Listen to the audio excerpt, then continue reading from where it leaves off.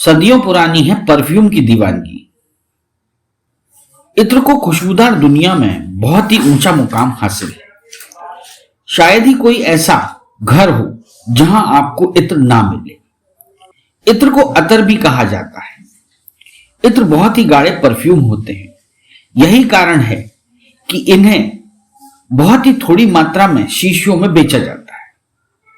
ये शीशियां भी बहुत ही सुंदर डिजाइन वाली और ज्यादातर कांच से बनी होती है। इत्र इतना गाढ़ा होता है कि छोटी सी शीशी का इस्तेमाल भी महीनों नहीं तो कुछ हफ्तों तक तो किया ही जा सकता है।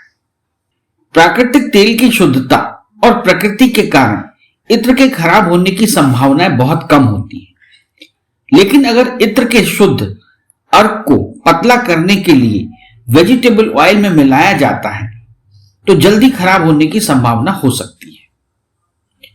पारंपरिक तौर पर पूरी दुनिया में मेहमानों के जाते वक्त या ईद के मौके पर उन्हें इत्र तोहफे में देने की परंपरा रही है। इसका निर्वाह पूरी दुनिया में आज भी जारी है। इत्र, अतर या ओत्र असल में अरबी भाषा का शब्द है जिसका अर्थ होता है खुशबू। यह भी माना जाता है कि इत्र मूल रूप से फारसी भाषा का शब्द है जिसका अर्थ सुगंध होता है।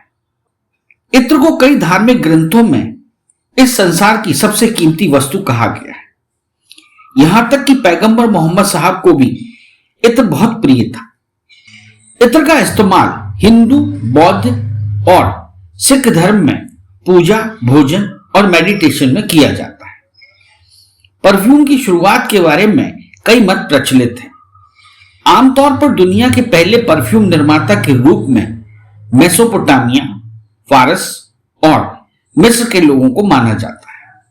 कहा यह भी जाता है कि बेबीलोन, मेसोपोटामिया में तापुती नामक महिला केमिस्ट ने सुगंध, तेल और फूलों को मिलाकर पहला परफ्यूम बनाया था। लगभग 4000 वर्ष पहले मिस्र की सभ्यता के शिक्षित और उच्च वर्ग के लोग श्रृंगार के समय साथ ही अपना जीवन स्तर दर्शाने के लिए भी परफ्यूम का इस्तेमाल करते थे। मिस्र के लोग अफ्रीका के जंगलों से बड़ी मात्रा में इत्र तैयार करने के लिए सुगंधित सामान मंगाते थे।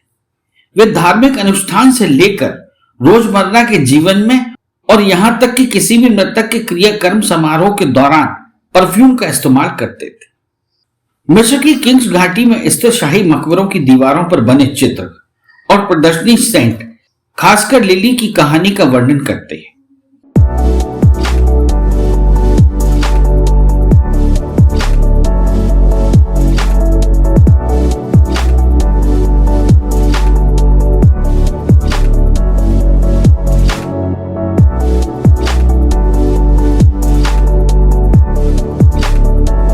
शादी विवाह, रिंग सेरेमनी व जन्मदिन के लिए संपर्क करें राधे राधे रेजिडेंसी, बड़ा गांव तिराहा, छतरपुर रोड, मौरानीपुर, झांसी। पुरातत्वविदों को साइप्रस में 2000 ईसा पूर्व के एक इत्र बनाने वाले कारखाने का पता लगा। माना जाता है कि यहां पर विशेष तौर पर धनिया, laurel, Hina, lavender, rosemary flavour के इत्रों का उत्पादन किया जाता था। परफ्यूम के बारे में आधुनिक ज्ञान की जानकारी 9वीं शताब्दी में लिखी गई अरबी परफ्यूम विषय की किताब द बुक ऑफ परफ्यूम से मिलती है। इस पुस्तक के लेखक याकूब अलकंडी था। वहीं फारसियों ने राजनीतिक स्थिति के संकेत के रूप में इत्र का उपयोग किया। इस्लामी संस्कृतियों ने पश्चिमी परफ्यूम के विकास में काफी योगदान किया है। इससे इसमें कई प्रकार के फ्लेवर मिल पाए। फारसियों का सैकड़ों साल तक इत्र के व्यापार पर एकाधिकार रहा। माना जाता है कि उन्होंने आसवन प्रक्रिया का आविष्कार किया था जिससे अल्कोहल की खोज संभव हुई। इसी प्रक्रिया के द्वारा आज भी भारत के कन्नौज में इत्र बनाया जाता है। वहीं एविसेना नामक एक फारसी डॉक्टर, रसायन शास्त्री और दार्शनिक ने बेहतर इत्र बनाने के लिए आसवन विधि का व्यापक प्रयोग किया। एविसेना ही पहले व्यक्ति थे जिन्होंने बिना तेल वाले इत्र की खोज की और उसे तैयार करने की विधि का पता लगाया। सन 1190 से पेरिस फ्रांस में वाणिज्यिक रूप से इत्र का उत्पादन शुरू कर दिया गया था। यहीं से आधुनिक परफ्यूम की शुरुआत मानी जाती है।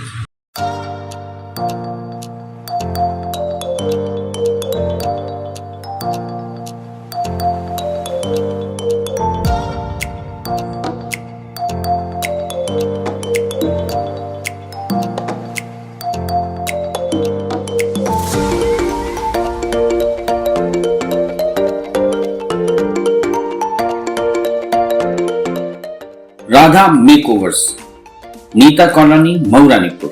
16वीं शताब्दी में इंग्लैंड की महारानी एलिजाबेथ प्रथम कस्तूरी व गुलाब के पानी से बने इत्र का इस्तेमाल किया करती थी। वहां फ्रांस का सम्राट नेपोलियन बोनापार्ट खुशबू के लिए 1 महीने में इत्र की 50 बोतलें खर्च कर देता था। फारस, मध्य पूर्व भारत जैसी कई अन्य प्राचीन और समृद्ध संस्कृतियों में इत्र का इतिहास मानव सभ्यता के जितना पुराना है। भारत में सदियों से शाही परिवार के लोग इत्र का उपयोग करते आ रहे हैं। मुगल शासक, राजा महाराजा सुगंधियों का बहुत अधिक इस्तेमाल करते थे। कई पुरातात्विक खोजों में शाही महलों से इत्र बनाने के सामान मिले हैं। 7वीं शताब्दी के प्रारंभ में थानेश्वर की राजगद्दी पर बैठे राजा हर्षवर्धन की राजधानी कन्नौज इत्र के लिए पूरी दुनिया में विख्यात है। माना जाता है कि कन्नौज में इत्र बनाने का तरीका फारस, ईरान से ही आया था। आज भी यहां सदियों पुराने उसी पारंपरिक तरीके से इत्र बनाया जाता है। यहां बनाए जाने वाला इत्र यूरोप सहित दुनिया के तमाम देशों में भेजा जाता है। भारत में इत्र बनाने की परंपरा हजारों साल पुरानी है। इत्र की अगर सबसे नई खोज या पॉपुलर खोज कही जाए तो गुलाब जल है, जिसका आविष्कार मुगल बादशाह जहांगीर की बेगम नूरजहां ने किया था।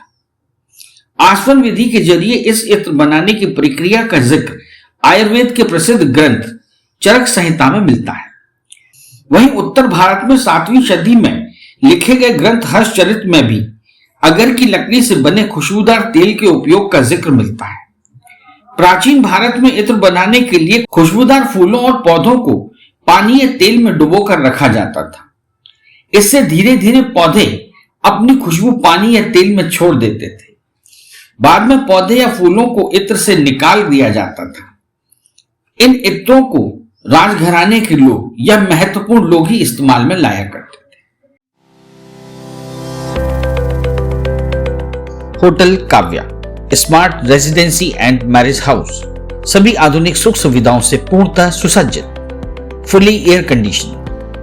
शादी, party, birthday party, ring ceremony, seminar आदि अवसरों के लिए संपर्क करें। Hotel Kavya, smart residency and marriage house, station road, Mauranipur. आधुनिक भारत में इत्र के सबसे बड़े शौकीनों में मुगल बादशाहों का नाम आता है। हैदराबाद के निजाम को जैस्मीन या चमेली का इत्र बहुत पसंद था। इत्र की खुशबू के दीवाने सिर्फ राजे रजवाड़े ही नहीं बल्कि शायर भी थे। इत्र के इर्द गिर्द कई रूमानी कहानियां भी लिखी गई हैं। इत्र के कदरदान में एक बड़ा नाम महान शायर गालिब का भी था। जब गालिब जाड़े के मौसम में अपनी प्रेमिका से मिलने गए थे तो उन्होंने अपने हाथों व चेहरे पर हिना या मेहंदी का इत्र लगाया था। आईने अकबरी में अबुल फजल ने लिखा है कि अकबर भी रोज इत्र का इस्तेमाल किया करता था। वह रोज सोने चांदी के बर्तनों में अगरबत्ती भी जलाया करता था। किसी भी मुगल राजकुमारी का स्नान खुशबू और इत्र के बिना पूरा नहीं होता था। मुगल रानियों और राजकुमारियों को असम में तैयार किया गया ऊद का इत्र बेहद पसंद था। आज सुगंधियों के विषय में नित नई नई खोजें हो रही हैं।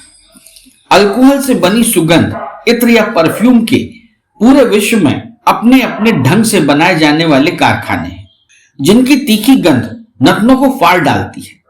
भारत में आज भी प्राचीन पद्धति से इत्र बनाने वाले गंधी कन्नौज, अलीगढ़, राजस्थान और मालवा के सीमावर्ती गांवों में मिल जाए। इनके बनाए फुलैल या इत्र में जो मृदुलता और सरसता है वह विश्व के अन्य इत्रों में कहां।